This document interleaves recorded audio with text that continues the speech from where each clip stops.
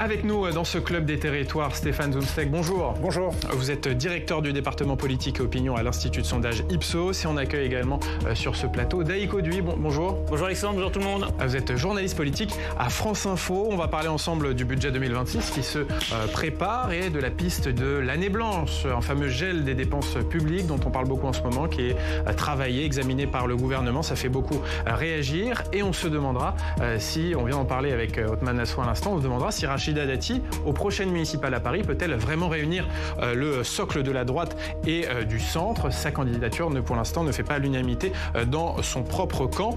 Et puis, on verra que l'écologie divise également le socle commun, Stéphane, le socle commun de gouvernement. Oui, une tribune de Bruno Retailleau qui propose de suspendre les financements publics pour l'éolien, crée un peu la zizanie et dans le socle commun et un petit peu aussi chez LR, il faut le dire. D'ailleurs, on va commencer en parlant d'écologie dans ce club. On va voir l'actualité dans nos régions.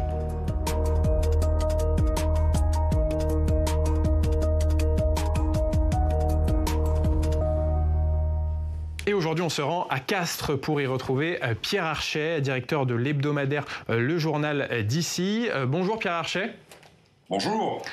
Alors ce week-end, les opposants au projet d'autoroute A69 se sont mobilisés. Que faut-il retenir de cette nouvelle mobilisation ? Le premier enseignement de cette mobilisation, c'est sa faiblesse, puisque le nombre de participants a été divisé par 5 en 2 ans sur ce type d'opération. C'est la 5e fois que les opposants appelaient à mobiliser sur le site de l'autoroute, et ils étaient 1 millier. Deuxième enseignement, c'est en fait qui est lié au premier, c'est le fait que ces mobilisations ont été désertées par les militants les plus pacifiques, et les images que vous montrez le montrent à l'instant. En réalité, le mouvement a été pris en main, il est aux mains désormais des éléments les plus radicaux, les plus violents. Il y a eu des incidents, mais très limités finalement, parce que les forces de l'ordre s'étaient mobilisées en masse, et le dispositif qui a été déployé avec des gendarmes et des CRS sur le site, autour du site, a permis de contenir la manifestation sur un périmètre très, très délimité, ce qui a évité naturellement les débordements les plus violents qui avaient été constatés les années précédentes. Alors, ça n'a pas empêché la saisie de 250 armes ou armes par destination, quelques interpellations et des affrontements notamment samedi soir, assez durs entre les forces de l'ordre et les opposants, qui étaient pour l'essentiel venus, d'après les informations que nous avons eues, de la région et de métropole. Il y avait peu de black blocs venus de l'étranger cette fois-ci. Alors Pierre, quel est l'état d'esprit des habitants de la région autour de ce conflit ? Une forme de soulagement déjà, je pense, ce matin, après, encore une fois, le bilan de ce week-end qui était très redouté ici, parce que les habitants du Tarn Sud, il faut bien le comprendre, sont très las d'être pris en otage depuis des années sur ce dossier par une minorité qui s'est fortement radicalisée. Donc le bassin Castres-Mazamet, c'est un bassin économique très vivant, avec beaucoup de talent, des acteurs publics qui sont autour de l'autoroute, qui sont mobilisés autour de l'autoroute, et une population qui soutient très massivement le projet. Donc évidemment, ces scènes de violence, ces exactions qu'on a vues à plusieurs reprises depuis plusieurs années, et qui se poursuivent entre les mobilisations, puisqu'il y a régulièrement des actes de sabotage sur le chantier de la 69.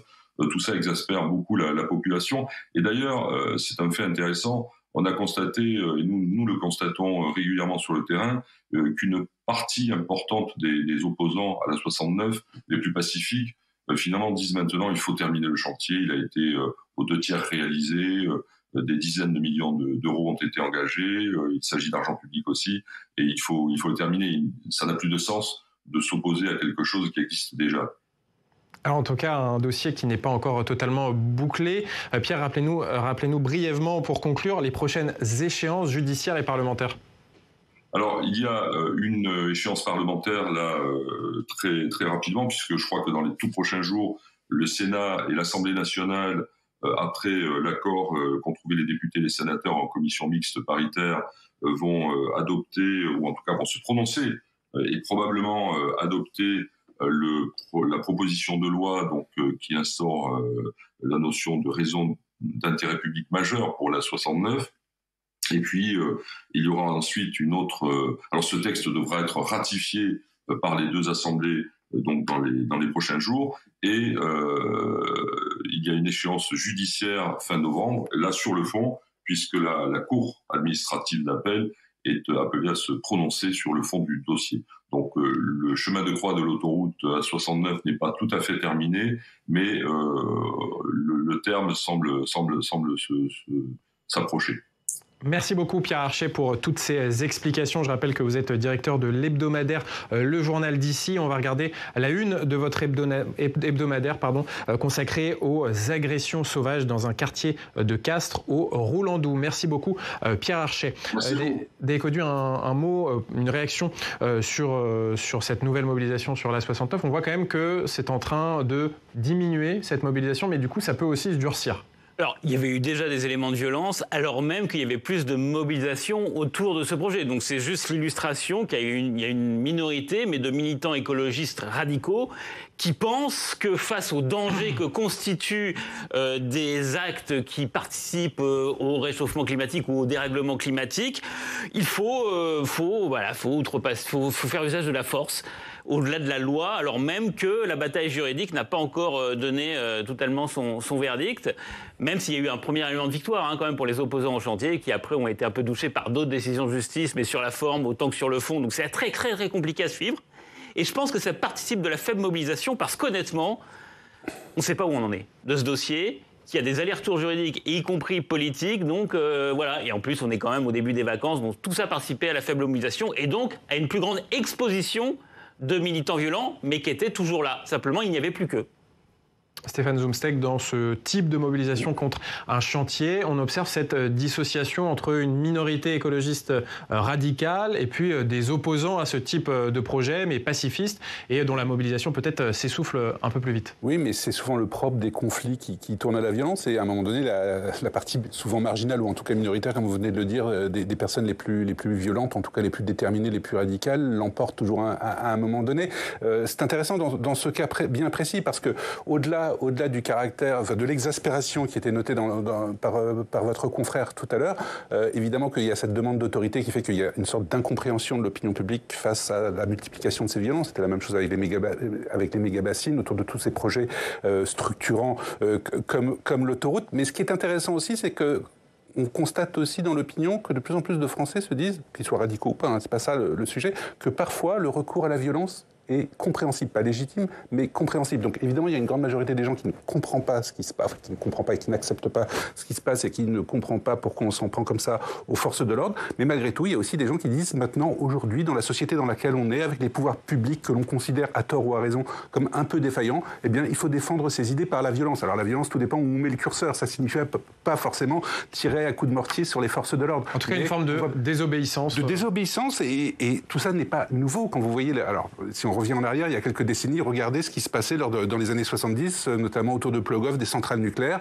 C'était tout aussi violent, avec des mouvements qui étaient encore beaucoup plus populaires. Là, la différence, c'est que finalement, on a l'impression que les personnes qui vont vers la confrontation, qui cherchent la confrontation, ne sont que des groupuscules. Est-ce que c'est véritablement le cas ? Moi, je pense quand même que malgré tout, quand il y a un gros projet structurant comme ça, alors j'ai bien compris que des acteurs économiques étaient favorables à ce projet, mais on voit bien qu'il y a quand même une partie de la population qui ne comprend pas pourquoi on continue à développer des autoroutes. Donc ce sont des éléments à prendre en compte. Il n'y a pas d'un côté, dans l'opinion publique, je dis bien en termes de problématiques d'opinion publique, quelques radicaux totalement en marge de la société et une opinion totalement opposée à ce qui se passe. Il y a aussi des liens. Il y a des liens, même si la violence n'est jamais acceptée par les Français en général, mais malgré tout, il y a une certaine compréhension, pas bienveillance, mais une compréhension en tout cas. Alors on continue à parler du débat public autour de l'écologie, notamment autour des énergies renouvelables, Stéphane, puisque le Sénat demain va examiner en deuxième lecture la proposition de loi du sénateur Les Républicains Daniel Gremillet pour doter la France de sa feuille de route sur l'énergie. et ça fait débat. Exactement. Cette loi, elle est censée fixer la trajectoire de la France pour atteindre la neutralité carbone en 2050. Mais en l'absence de majorité à l'Assemblée nationale, le gouvernement n'a toujours pas fixé ce cap. Donc les sénateurs s'en sont saisis eux-mêmes. Le texte de Daniel Grémier propose une relance ambitieuse du nucléaire français.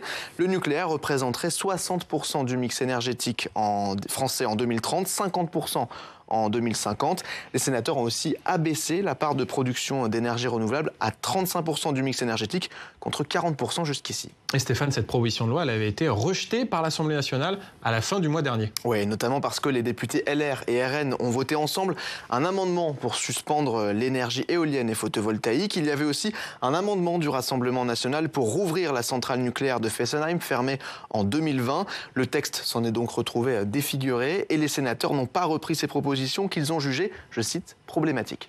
Et dans ce contexte, la semaine dernière, Bruno Retailleau, qui est ministre de l'Intérieur, président du Parti républicain, ancien président du groupe LR au Sénat, je le précise, et bien dans ce contexte, il a pris position contre le développement public des énergies renouvelables. Tout à fait, dans une tribune publiée la semaine dernière dans Le Figaro, il l'a co-signé avec le vice-président délégué du parti François-Xavier Bellamy et le vice-président de LR Julien Aubert. Ils plaident tous les trois pour une relance du nucléaire, jusque-là rien de surprenant, mais ils demandent surtout la fin des subventions publiques pour l'éolien et le photovoltaïque, deux sources d'énergie qui, selon eux, n'apportent au mix énergétique français qu'une intermittence coûteuse à gérer. Et cette prise de position, elle a fait beaucoup réagir, notamment jusque dans le bloc central, jusqu'à Emmanuel Macron. Ouais, le président a demandé la semaine dernière à ce que les ministres s'occupent des affaires pour lesquelles ils ont été nommés. Un recadrage après une passe d'armes entre Bruno Retailleau et la ministre de la Transition écologique Agnès Pannier-Runacher qui juge cette proposition absurde. Et hier, dans le grand jury sur Public Sénat et RTL, le haut-commissaire au plan Clément Beaune est allé encore plus loin.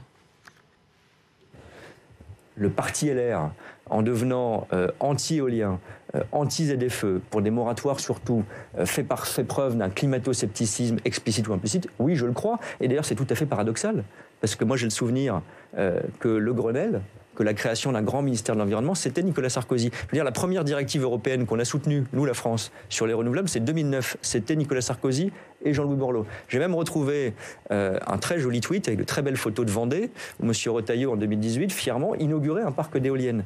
Bon, il faut un peu de constance. Ouais, cette prise de position sur l'écologie des LR, Alexandre, elle passe même au sein même du parti. Michel Barnier, l'ancien Premier ministre, très engagé sur l'environnement, a été furieux de découvrir la tribune de Bruno Retailleau, de François-Xavier Bellamy et de Julien Aubert. Merci beaucoup Stéphane pour ces explications. Daïk Odoui, on le voit, le torchon est en train de brûler entre les macronistes et LR sur les questions environnementales. Là, le socle commun se fissure. Se fissure, mais en même temps, chacun savait déjà auparavant les positions des uns des autres sur l'écologie. Bruno Retailleau, il intervient dans le débat public avant tout pour clarifier la ligne des Républicains. C'est un message interne aux Républicains, parce qu'il répond à une tribune précédente, notamment de Mme Deby-Muller, députée, qui, elle, réagissait au fait que certains députés avaient voté sur le moratoire pour les éoliennes, en comprenant, parce qu'on ne comprend rien, que les sénateurs, eux, ne réintroduisent pas ce moratoire. Donc, du côté d'LR, il y avait plein de voix. Et donc, Bruno Retailleau, en tant que président de parti, il dit, ben voilà, c'est la ligne. Et cette ligne, elle n'est pas très différente de ce qu'il a dit, y compris lui en matière d'écologie, dans un livre qu'il avait publié quelques années auparavant, qui montre aussi qu'il a le souci de l'écologie. Mais c'est vrai que le bloc central et les macronistes s'en emparent, parce qu'enfin, ils ont un élément de différenciation immédiatement compréhensible par l'opinion publique avec les Républicains, et qui donc justifie une candidature différente des Républicains ou d'une alliance avec les Républicains pour la présidentielle. Parce que si vous parlez que de sécurité, ben là, les gens, ils ont du mal à voir la différence entre LR et le bloc macroniste, qui, c'est vrai, court après les Républicains. Là, et c'est pour ça qu'on entend M. Beaune, Mme Pannier-Runacher, qui sont des macronistes de gauche, entre guillemets, qui se saisissent de cette tribune pour bien marquer leur différence. Donc c'est vraiment du positionnement politique par rapport à la présidentielle que par rapport aux décisions qui sont prises dans les prochains jours, en tout cas au Sénat très très bientôt. Donc en fait, on comprend que cette division sur l'environnement, ça sert les intérêts des différents partis de ce socle commun. Stéphane Zumsteg, est-ce que cette ligne des Républicains sur l'arrêt du développement du financement public, notamment de l'éolien, ça correspond à une forme d'exaspération d'une certaine partie des Français, notamment sur ces éoliennes qui défigureraient nos paysages? Il y a un terme pour ça, un terme anglo-saxon, c'est le backlash, hein, c'est la remise en cause, c'est le retour en arrière, le coup de bâton, le retour en arrière sur un certain nombre de questions qui faisaient presque consensus. Rappelez-vous des européennes de 2019, grosse progression des écologistes en France avec Yannick Jadot et partout ailleurs en Europe. Bon, on en est bien loin aujourd'hui, mais comme le dit à l'instant Daïc, il y avait de toute façon urgence pour Bruno Retailleau à parler d'autre chose que de QTF, que d'Algérie et que de barbares, parce qu'il n'est pas que ministre de l'Intérieur, il est aussi président d'un parti. Et imaginons qu'il s'imagine un destin présidentiel, je ne sais pas. Il est urgent pour lui aussi de parler d'autre chose de ces sujets-là, et il faut l'ouvrir, il faudra parler économie, à un moment donné, il faudra parler retraite. Pour l'instant, il clive, il attaque sur l'écologie, et pour répondre à votre question, bien sûr que ça va dans le sens d'une partie des Français, en l'occurrence de son électorat. Et un électorat qui s'était un petit peu égayé dans la nature. Quels étaient les grands fiefs de la droite il y a encore quelques années? C'était les camps, enfin, il n'y avait pas que ça, il y avait des zones urbaines, mais c'était aussi les campagnes dans l'ouest, dans l'est, un peu partout en France. Des endroits où la droite a subi énormément de défaites, parfois des désastres électoraux, au profit soit du bloc central, de la Macronie, ou alors du Rassemblement national, notamment en 2022 et en 2024. Et l'idée, c'est aussi de récupérer cet électorat traditionnellement de droite, pas d'extrême droite, pas de centre-droit, mais de droite. Et on le voit aussi au-delà de sa posture personnelle et de la nécessité d'élargir le spectre de ses prises de parole, il y a aussi l'idée de continuer, en tout cas de repartir à la reconquête d'un électorat perdu. C'est ça son grand pari. Il y a beaucoup de réserves, notamment dans les zones où la population est vent debout, parfois en tout cas, contre les énergies renouvelables, notamment contre les projets d'éoliennes. Et Daïc, c'est pour ça qu'on a l'impression que finalement sur cette question de l'écologie, eh bien les LR votent quasiment de la même manière que le Rassemblement national, avec ces reculs environnementaux. Voilà, avec peut-être le fait même que c'est le RN qui a évolué sur l'écologie. Il voulait parler beaucoup d'écologie là aussi en 2019. Vous vous rappelez, il y a le localisme quand même, on en parlait beaucoup au RN.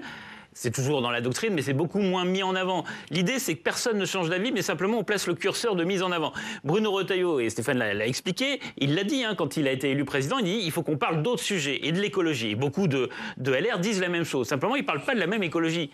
C'est ça, parce que Bruno Retailleau, il n'est pas immédiatement identifié à l'écologie. Or, il a, on l'a dit, écrit ce livre en 2022 pour parler de l'écologie du réel. Son propos, c'est de dire la gauche parle beaucoup d'écologie, elle est audible, mais ceux qui la mettent en application, c'est nous, la droite, sur les territoires. Et donc, il parle de l'écologie du réel. C'est un peu ce que dit le RN aussi. Mais on est sur une vision de droite de l'écologie, celle de la défense, on va dire, des territoires, voire des paysages. Et on revient contre l'éolienne. C'est cette culture-là et cette histoire-là de la droite qui a trait aussi à l'écologie, mais qui est moins connue peut-être ou moins identifiée. Et Bruno Retailleau s'inscrit dans cette histoire-là. Or que beaucoup de gens chez les LR, enfin il y a une partie des LR, notamment des villes, qui disent qu'il faut qu'on parle d'écologie, mais de façon différente que de la défense des paysages. Parce qu'on a aussi un électorat qui pourrait voter pour nous si on allait un peu plus vers les mobilités douces, les énergies renouvelables. Oui, notamment dans les villes. Dans les villes. Vous avez une sénatrice, Agnès Evren, qui soutient par ailleurs Bruno Retailleau et qui est sénatrice de Paris, patronne de la Fédération LR de Paris, qui, il y a 2-3 ans, avait publié une tribune en disant qu'il faut qu'on parle plus d'écologie. Et c'est pas tout à fait la même.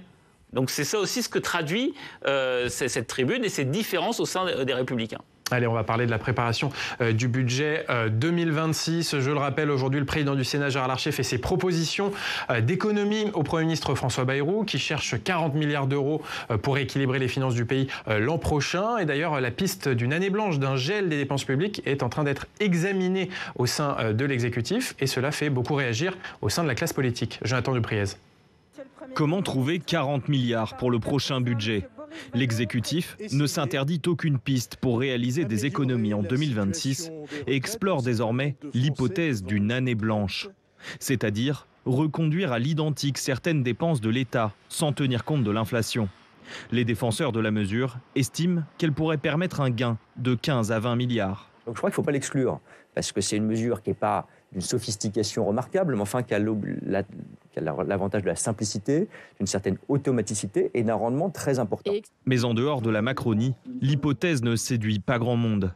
À gauche, LFI dénonce une piètre solution qui risquerait de produire des effets récessifs. L'année blanche, ça veut dire que après déjà une année difficile l'année dernière, vous n'allez pas réouvrir les crédits. Donc non seulement les besoins des Français seront encore moins résolus, mais en plus de ça, pour la consommation, ça va être très mauvais. Donc c'est un aspect récessif. Je pense que c'est une très mauvaise solution.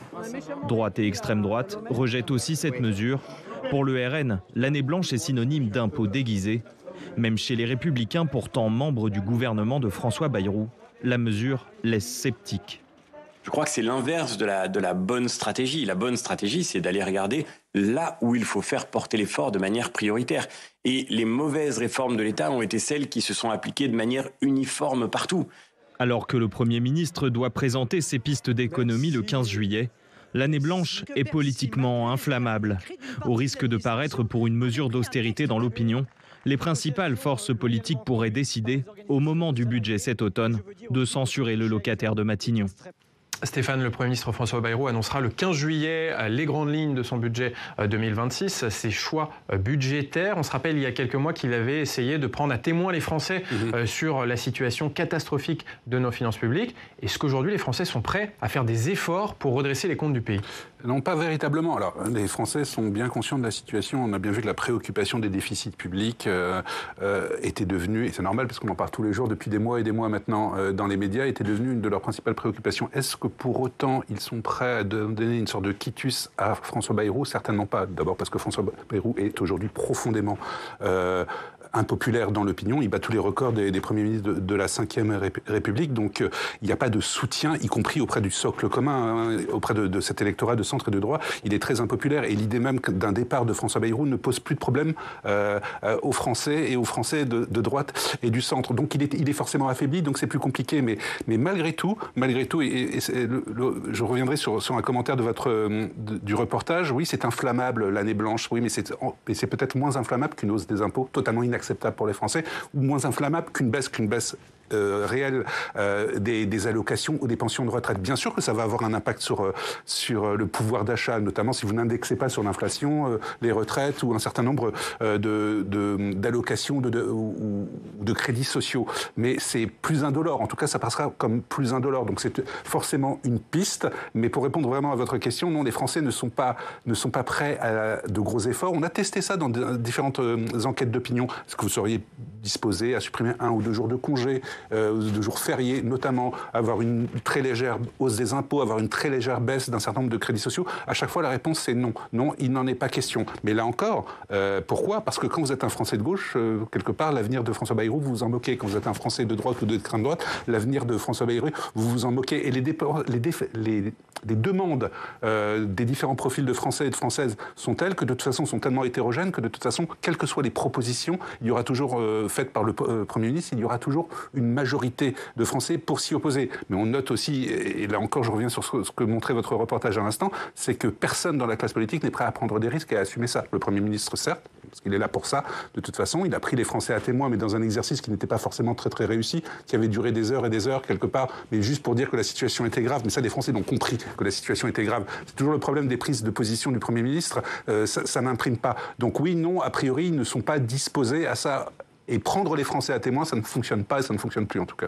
Daïx, c'est quasiment mission impossible pour François Bayrou d'essayer de créer un consensus politique et dans l'opinion autour des économies budgétaires de ces 40 milliards d'euros. Bah oui, d'ailleurs sur France 3, franceinfo.fr, on fait toute la liste des possibilités. C'est vrai que l'année blanche arrive en tête, mais elle ne suffit pas à elle toute seule. Parce que là aussi, beaucoup parlent de 20 milliards, 15 milliards. Il y en a un institut qui chiffre à 6 milliards, un petit peu moins de 6 milliards, si vous enlevez juste le gel des prestations sociales. Parce qu'en fait, il y a un truc théorique, c'est de dire vous gelez tout. Sauf qu'on commence à dire qu'il ne faut pas geler le budget des armées.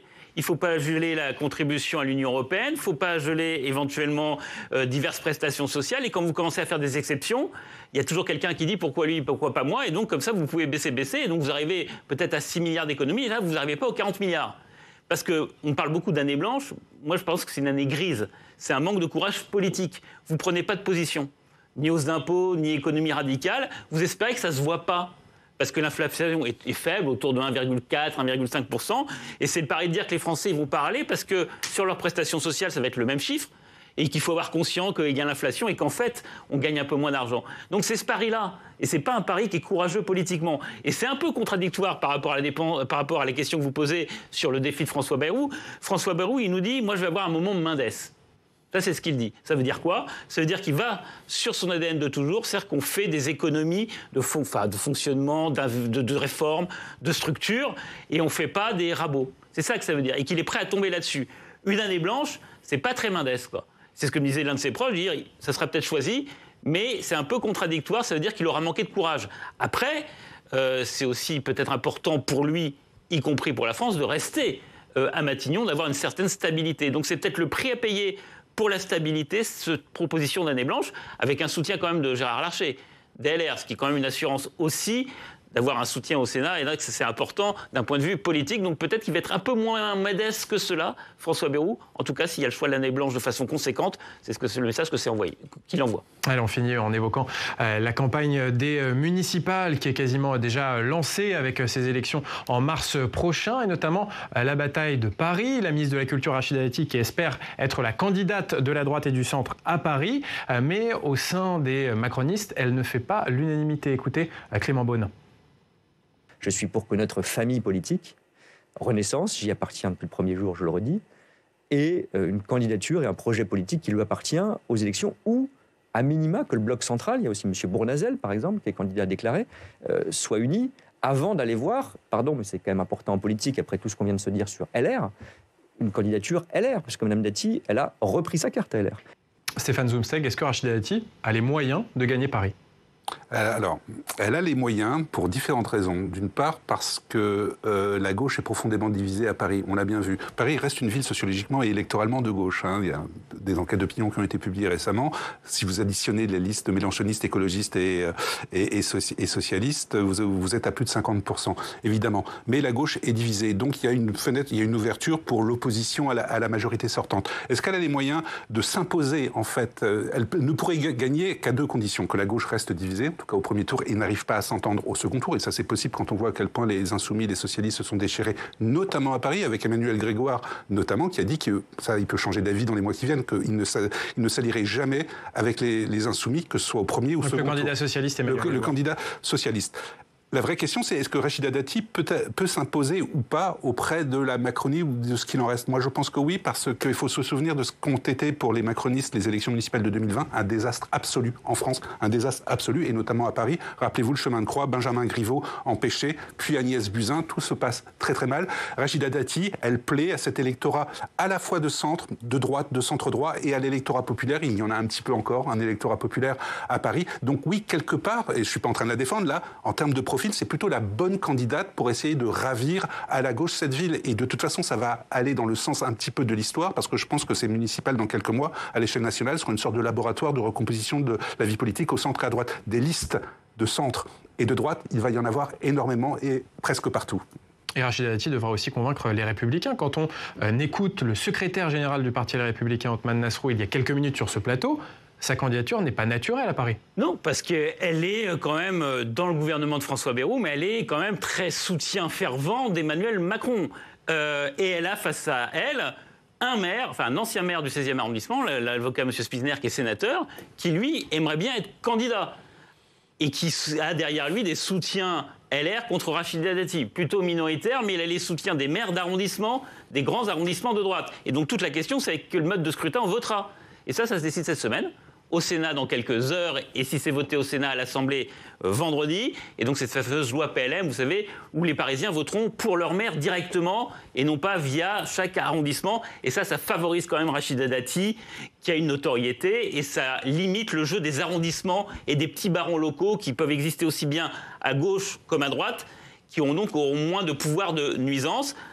Après, je peux vous dire qu'on soutiendra Rachida Dati dans le bloc central, mais pas avec enthousiasme. Parce qu'il y a des grosses interrogations, évidemment, sur son avenir judiciaire, qui ne va peut-être pas contrarier la possibilité d'être candidate, parce que le temps de la justice est long, mais il y a une inquiétude, il y a un procès quand même en novembre, après il y aura des appels, etc. Mais il y a quand même que cette image de Rachida Dati soit un peu lestée par ses affaires judiciaires, et puis il y a son tempérament. Après, si c'est la meilleure chance de l'emporter, les LR comme la Macronie, ils seront tous derrière elle, parce que quand même remporter Paris, ça serait, qui est à gauche depuis plus de 20 ans, 2001, ça serait un événement majeur des municipales et une vraie victoire politique. Et pour conclure rapidement avant la revue de presse, Stéphane Zumsteg, elle peut vraiment bénéficier de cette division de la gauche cette année ? Notamment entre socialistes et insoumis, c'est le bon moment ? Mais là encore, si la gauche n'arrive pas à s'unir au second tour des élections municipales, là encore je reviens à quel point les insoumis et les socialistes se sont déchirés. Oui, bien sûr que si elle fait le plein des voix de droite et du centre, l'extrême droite n'existant pas véritablement à Paris, bien sûr qu'elle peut battre une gauche divisée. Le vrai problème, je finirai par là, de la gauche, on parle beaucoup de tripartition de la vie politique en France, mais à Paris, la gauche est vraiment fracturée en trois partis et presque égale. Les insoumis sont puissants, les écologistes sont puissants et les socialistes sont puissants. Ça, c'est un vrai problème parce que personne ne veut céder une éventuelle tête de liste d'union aux autres autre parti. Il n'y a plus de parti dominant comme le Parti socialiste l'a été à Paris très longtemps depuis Bertrand Delanoë. Merci beaucoup pour ces analyses. Vous restez avec nous. On finit par la revue de presse des territoires.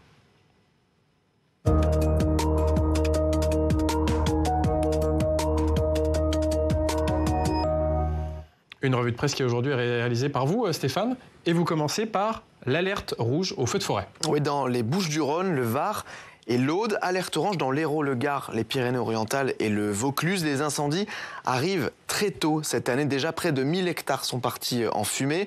Pour vous donner une idée, en 2024, les incendies avaient ravagé 2500 hectares sur toute l'année. Alors, pourquoi ça brûle autant cette année? À cause de ce que les météorologues appellent les 330, 30 degrés, du vent à plus de 30 km/h et moins de 30% d'humidité, très chaud, très sec, et donc du vent qui favorise l'embrasement. Dans l'Hérault, après l'incendie ce week-end dans la Gardiole à l'ouest de Montpellier, la vigilance reste de mise. Les pompiers sont vigilants donc pour éviter que le feu redémarre. Les flammes sont montées jusqu'à 15 mètres de haut samedi. Le coup d'envoi des vacances d'été est donné cette semaine et la dépêche du midi s'intéresse au budget des Français. Oui, et le budget sera très serré. Selon une étude réalisée par Cofidis, 55% des Français vont partir en vacances cet été. C'est 7 points de moins qu'en 2021, avec un budget qui va de 500 € pour les plus modestes à plus de 2400 € pour les catégories supérieures. Avec les hausses des factures d'électricité, de gaz, des produits alimentaires, ce budget diminue pour la première fois depuis 5 ans. Et parmi les premiers postes de dépenses, il y a le transport, l'hébergement et notamment les prix des hôtels qui a beaucoup augmenté ces dernières années. Le journal La Provence nous emmène ce matin entre les lignes des cahiers de doléances écrits au moment de la crise des Gilets jaunes. Oui, des cahiers de doléances qui sont accessibles aux archives depuis le 2 mai.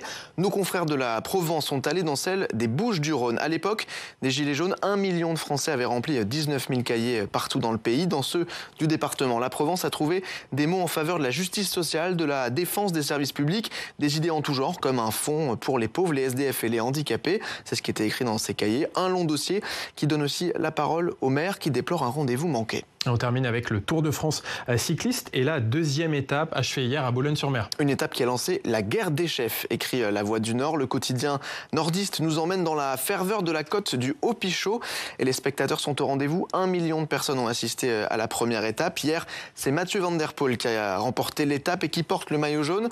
Aujourd'hui, dernière étape dans les Hauts-de-France. Les coureurs partiront de Valenciennes, ils iront jusqu'à Dunkerque. Top départ à 11h25. Merci beaucoup Stéphane, Daïk. Stéphane, vous suivez le Tour de France? Oui, bien sûr. Enfin, bien sûr, depuis que je suis enfant, donc je ne vais pas abandonner mes... Un pronostic de maillot jaune, de vainqueur pour cette année?